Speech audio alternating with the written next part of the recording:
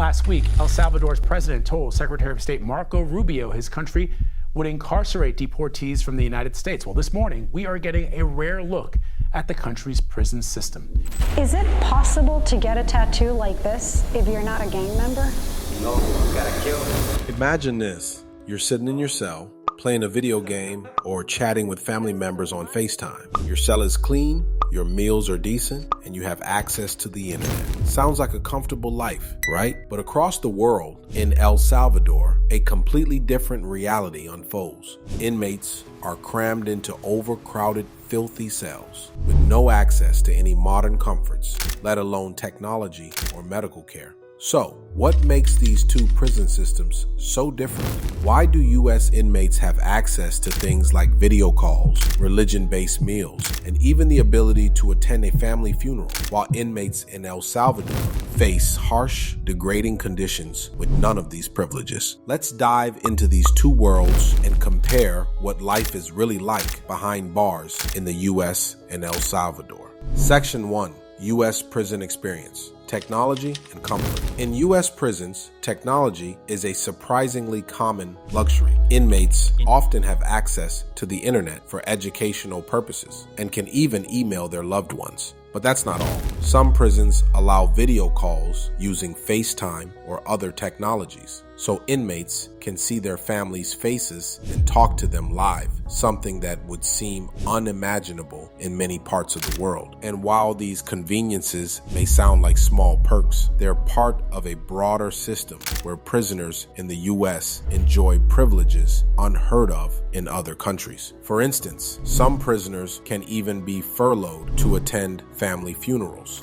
Imagine being granted temporary release, even under the harshest of circumstances, to mourn a loved one. Yet, these privileges go beyond just tech and family visits. Inmates are also given special meals to observe religious practices, whether it's fasting during Ramadan or adhering to kosher or halal diets. U.S. prisons provide inmates with the means to maintain their faith. These aren't isolated instances, though. In the U.S., the prison system prides itself on accommodating the needs of various inmates, including respecting their sexual identity. LGBTQ+ inmates are granted respect for their sexual preferences, and the system works to ensure that their rights are upheld while incarcerated. But it doesn't end with comfort and accommodations. Let's take a look at how much more pampered U.S. inmates are compared to their El Salvadorian counterparts, especially when it comes to incidents between inmates and correctional officers. In many U.S. prisons, inmates are provided with extensive protections, especially when it comes to interactions with correctional officers. For example, if an inmate were to spit on an officer, the officer is legally forbidden from responding with any physical aggression. If they were to strike back, they could face legal action, lose their jobs, and even be held liable for injuries caused. This level of protection goes beyond just physical safety. When it comes to medical care, U.S. prisoners often receive treatment that might even surpass that of some citizens. Inmates can access healthcare services, and if necessary, they are even transported to hospitals for specialized care. From regular checkups to surgeries, the healthcare system in U.S. prisons aims to address a wide range of medical issues, from minor ailments to serious conditions.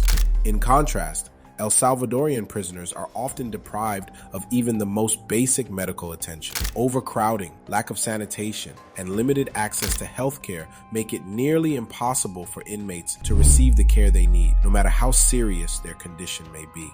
So, what does all this comfort and protection mean for the inmates in the U.S.? Is it truly helping them rehabilitate, or is it merely prolonging their stay in a system designed for punishment? While many prisons in the U.S. offer rehabilitation programs, the question remains, are they working? Education is one of the most accessible privileges for U.S. inmates. They have the option to take GED courses, earn a college degree, and even learn a trade. These programs, designed to help inmates reintegrate into society, have been shown to reduce recidivism. However, despite the efforts, the system still struggles with high recidivism rates. But it's not just education. Inmates are often granted privileges to help them feel like they still have a sense of normalcy. Whether it's recreational activities, religious observance, or maintaining contact with loved ones, U.S. prisons seem to go out of their way to make inmates' lives as comfortable as possible. And yet, this doesn't always translate into better outcomes for reintegration. The question remains, are these programs truly addressing the core issues, or are they just distractions that prevent inmates from confronting the deeper problems they face? Section 4. El Salvador's approach to crime, the consequences of harshness. El Salvador's prison system, by contrast, is known for its sheer brutality. Agreed to accept for deportation.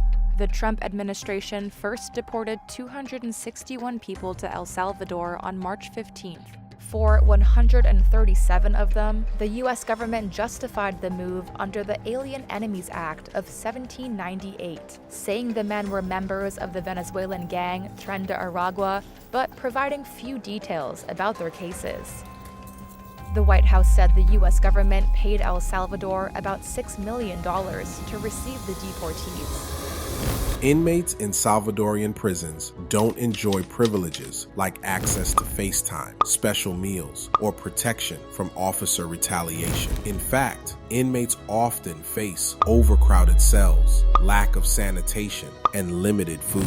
The government of El Salvador argues that its harsh treatment of prisoners is necessary to control gang violence and maintain order. But what it results in is an environment where gang membership is not only allowed, but encouraged. The lack of rehabilitation programs leaves many inmates with no hope for reintegration into society, instead fostering a cycle of violence and crime that continues long after they're released. So, is the harsh treatment in El Salvador effective in reducing crime, or does it just push prisoners further into a life of criminal activity? Section 5. The impact on recidivism. Which system is more effective? When it comes to recidivism, the U.S. and El Salvador systems couldn't be more different. The U.S. system, with all its accommodations, does see some inmates successfully rehabilitate and re-enter society, especially those who take part in educational or vocational programs. However, despite these advantages, the recidivism rate remains high. On the other hand,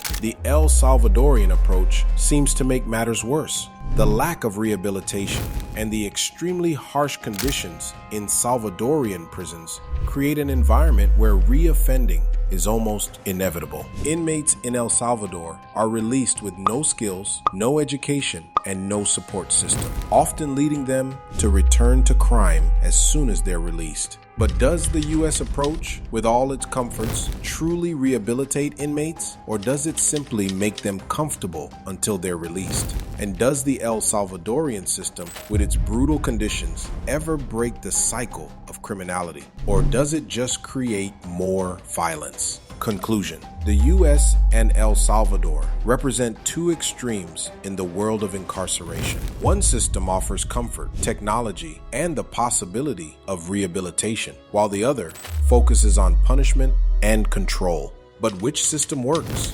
Does the U.S. approach, with its focus on comfort and protection, actually lead to successful rehabilitation? Or does the brutal approach in El Salvador do more harm than good? The way we treat those behind bars speaks volumes about our society's values. And as these two prison systems continue to evolve, one thing remains clear. The conditions we impose on prisoners today will shape the future of both the inmates and society as a whole.